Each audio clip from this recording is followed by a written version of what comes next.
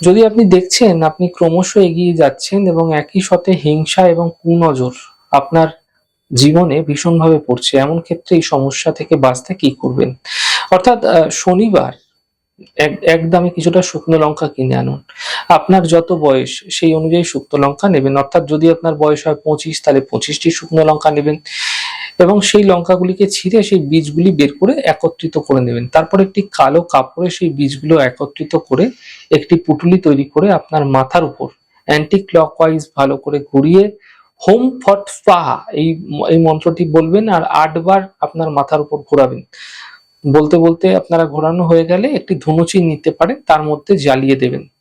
তারপর সেই ছাইটিকে ওয়াশ বেসিনে ফেলে ফ্ল্যাশ করে দেবেন। এই প্রক্রিয়ার মাধ্যম দিয়ে হিংসা এবং কুনজর থেকে আপনারা বাঁচতে পারবেন। মাথায় রাখতে হবে, যখন আপনারা জ্বালাচ্ছেন, নরমালি তো জ্বলে না, তো আপনারা কি করবেন, সামান্য কর্পূর মিশ্রিত করে জ্বালাবেন, তাহলে তাড়াতাড়ি জ্বলে যাবে এবং আপনারা ফায়দা দেখতে পাবেন। এই প্রক্রিয়া কিন্তু বেশ কিছুদিন করে গেলে ফায়দা দেখতে পাবেন।